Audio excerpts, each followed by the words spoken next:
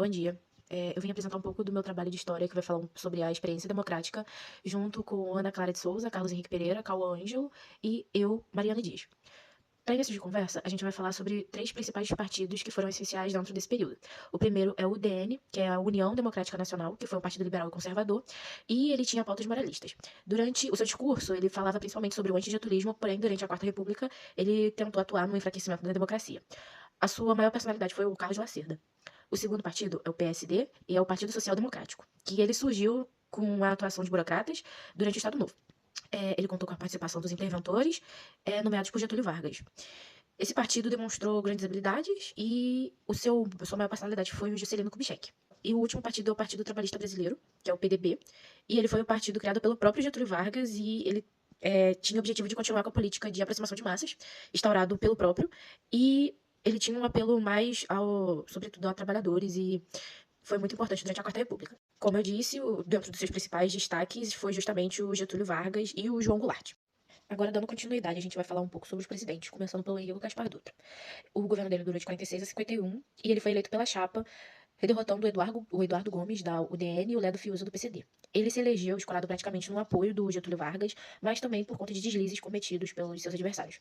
Ele assumiu a presidência no dia 31 de janeiro de 46 e, durante isso, ele foi anunciado principalmente que ele seria o presidente de todos os brasileiros.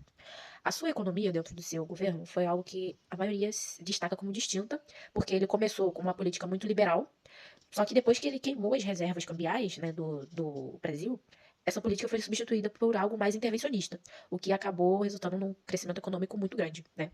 Já a gente falando da questão da política externa, o país meio que se afiliou, né, incondicionalmente aos Estados Unidos durante o seu governo. A decorrência dessa aliança, o governo rompeu algumas relações diplomáticas, principalmente com a União Soviética, e passou a perseguir fortemente alguns sindicatos de organizações de trabalhadores que tinham uniões com as causas dos ditos, e partidos de esquerda também.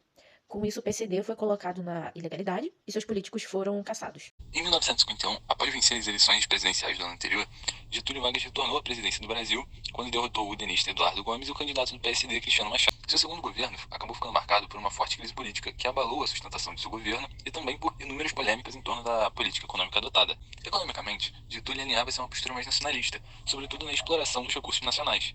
Dentro dessa questão, se destacou a polêmica em torno da criação da Petrobras, em 1953, após uma extensa campanha popular que tinha como lema: "O petróleo é nosso". A criação dessa estatal, que monopolizava a exploração do petróleo no Brasil, desagradou fortemente alguns grupos da política brasileira, aliados com interesses estrangeiros. A postura de intervenção do Estado na economia era outra questão que incomodava bastante. Essas polêmicas fortaleceram o antigetulismo no Brasil e Vargas teve de lidar com denúncias frequentes de corrupção e de tentativas de implantar uma ditadura sindicalista no Brasil. Além disso, Vargas também teve de lidar com a insatisfação popular, por conta da alta inflação, que destruiu o poder de compra do trabalhador brasileiro. A resposta de Vargas foi a nomeação de João Goulart para o Ministério do Trabalho, sendo esse um político gaúcho com alto poder de negociação com os sindicatos, e também a aprovação da proposta de aumentar em 100% o salário mínimo da... Como consequência, isso gerou profunda insatisfação dos militares, que criticavam incisivamente Vargas, e além dos militares, também dos udenistas. Dentro dessa perspectiva, um dos maiores nomes do antigetulismo no Brasil foi Carlos Lacerda, jornalista e dono do jornal Tribuna da Imprensa. Esse jornalista, inclusive, foi o pivô da crise final do governo do Vargas. Além do mais, em 5 de agosto de 1954, o jornalista foi atacado na porta de sua casa, em Copacabana, no Rio de Janeiro. Durante as investigações, descobriram que Gregório Fortunato, que era chefe da segurança do Palácio Presidencial, havia sido o mandante do crime, fazendo com que Vargas passasse a ser bombardeado por pedidos de renúncias, até que, em 24 de agosto do mesmo ano, ele cometeu suicídio no Palácio do Catete. Após Juscelino Kubitschek, em 56, foi possibilitada pelo general Henrique Teixeira Lott, então ministro da Guerra. Lott organizou o golpe preventivo de 55, uma ação que visava garantir que nenhuma tentativa de golpe contra Juscelino fosse bem sucedida. Essa medida foi necessária devido às movimentações golpistas entre 54 e 55, que tentavam impedir tanto as eleições de 55 quanto após JK. JK concorreu pela chapa do PSD e do PTB, venceu seus adversários, de hoje estavam fora da UDN, e Ademar de Barros, do PSP.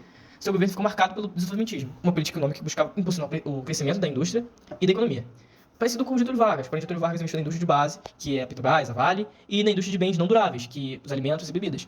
Já JK investiu na indústria de bens duráveis, que a indústria automobilística, que cresceu muito na época, a Volkswagen, tudo veio para cá durante essa época. E para isso ele criou o plano de metas, que previa investimentos em áreas fundamentais como energia e transporte.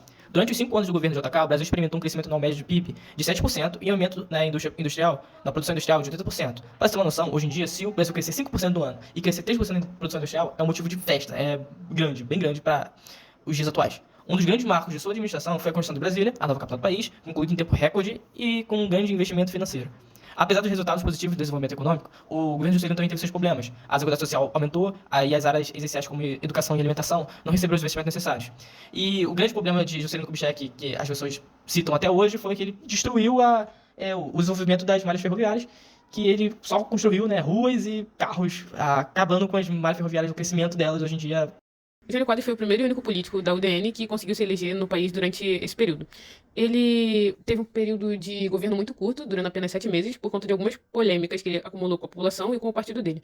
Na economia, ele acabou aumentando o preço do combustível e do pão, o que já irritou o povo, além de também ele ter proibido o uso de biquíni. Para o seu partido, o que mais o estressou foi basicamente ele ter condecorado o Che Guevara. Acabou que isso levantou muito estresse assim da população e ele acabou tendo que renunciar da presidência no mesmo ano que se elegeu, passando isso para o próximo governo, que seria o do seu vice, João Goulart. Jango, ou João Goulart, assumiu a posse da presidência em um momento muito complicado, que foi deixado basicamente pelo seu antecessor, o Jânio Quadros, que era presidente e ele era o vice desse cara. A grande questão é que nessa época rolou uma tal da campanha da legalidade, que defendia basicamente que o Jango assumisse o poder no lugar do Jânio Quadros depois que ele deixou a presidência.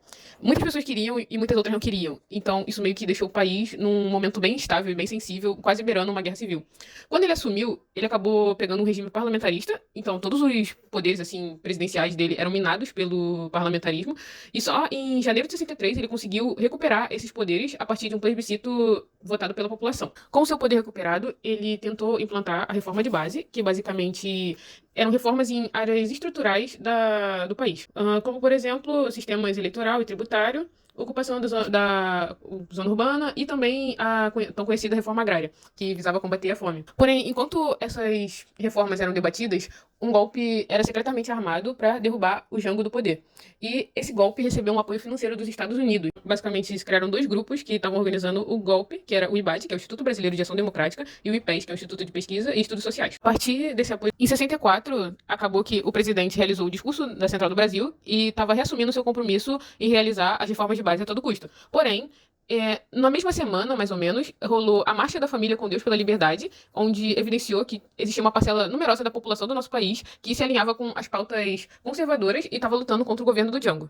E com tudo isso, acabou que entre 31 de março e 2 de abril, várias tropas militares realizaram movimentações para ocupar pontos chaves do país e tomaram o poder e a presidência, se instaurando assim a ditadura militar de 64. Então é isso, muito obrigada pela atenção.